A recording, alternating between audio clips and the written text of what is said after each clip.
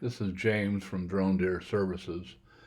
And on this mission, we're in the upper Midwest in a kind of a corn, soybean, wheat rotation ag area. And what we discovered were deer that were using the wheat as mattresses, I'll say, making some nice beds.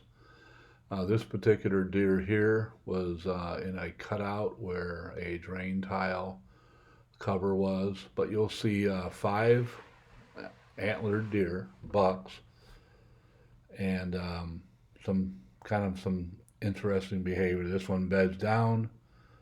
Another one is kind of standing in the cutout. There you can see kind of a moisture there running through there down to that tile top. But here's another one in a bed, and they just push the wheat down and lay it right in there in the wheat. Kind of an interesting thing that they do. So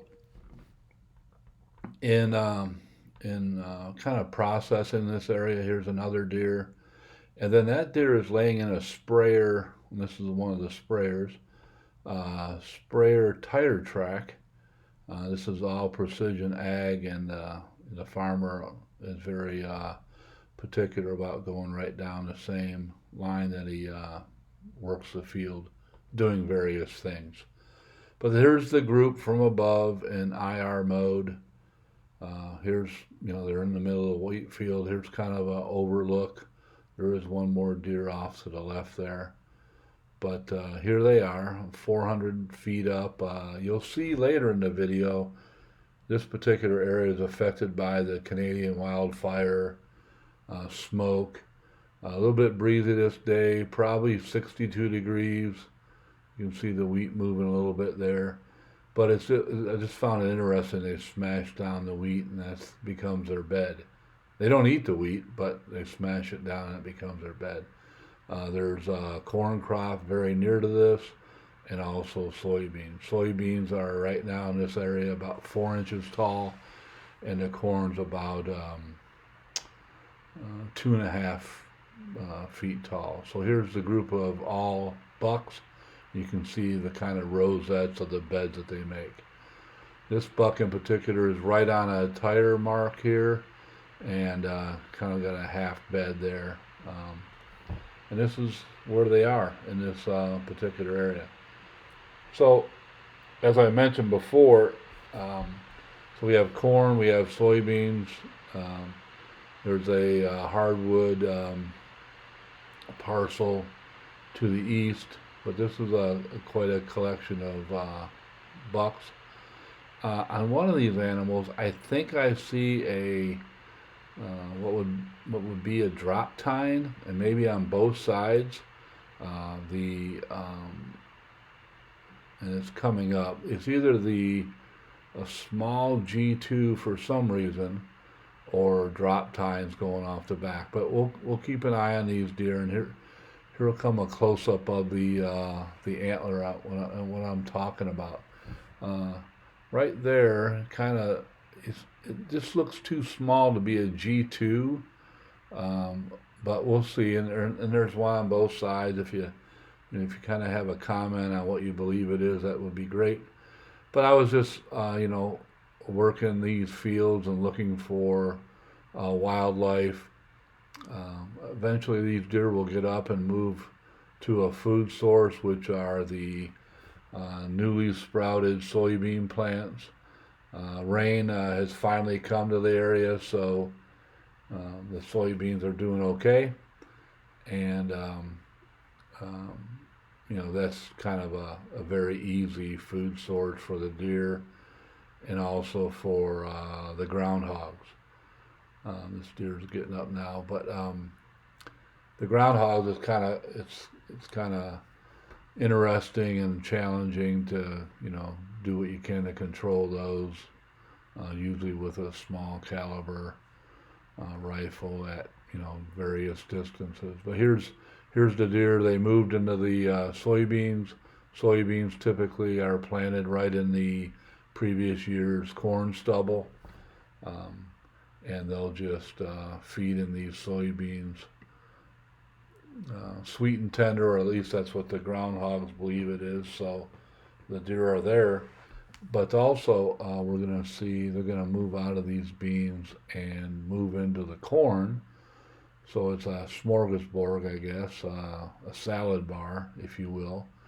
So here's the deer in the soybeans, a collection of three, I believe. One held back, was laying in the wheat still. And you'll see, this particular group just in the beans. And here's where they're moving off into a different area. So it would be, you can see it here, wheat on the left and then corn on the right.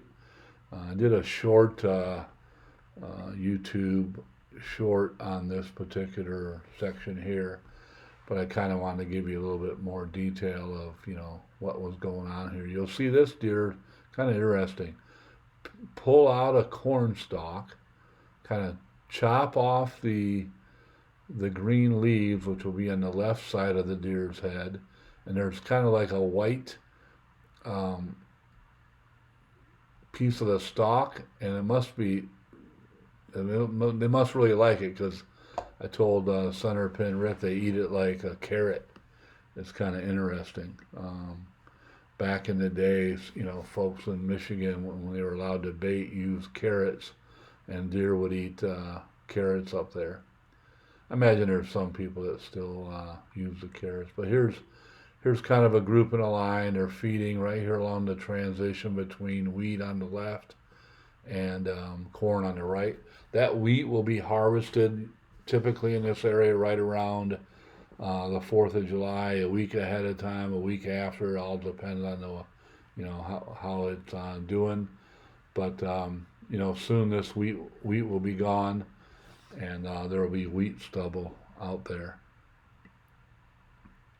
But there's the group. I think there's the third one that walks up. But this one here is kind of itching with the darker kind of rack. This one's pretty wide. But I was almost out of battery. I had to fly back to the landing site. But as I fly back, you'll see the effects of those wildfires. Here I am flying back along the rows here. So the different crops you see here, that's wheat in this particular. So we see wheat on the left, corn in the middle, and soybeans on the right. So you kind of get a flavor of how the crops are progressing in this particular area. But as I fly back, I just wanted to give the viewers, this is what we're seeing here in the upper Midwest. That the Canadians just can't get their fires under control, or whatever the reason is. But there's kind of a lane that runs along a creek here. This creek is, was notorious for groundhogs, but they are now under control. So here we have corn on the right, beans on the left, or the other side of the creek, and that haze, that smoky haze.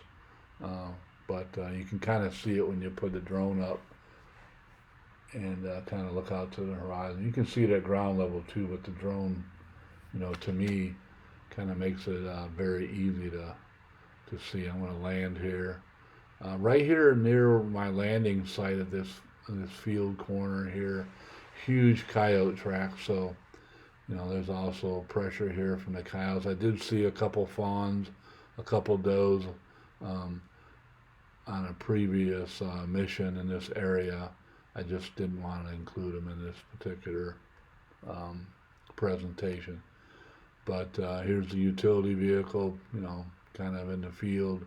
And we're going to put the Mavic 3T right down on here on this landing pad. And Boomer Outdoorsman, we're here to help. Anything we can do to help, we'd be happy. And Drone Deer Services, and here's our contact. But get a hold of us, and we'll certainly do our best to help you. Thank you.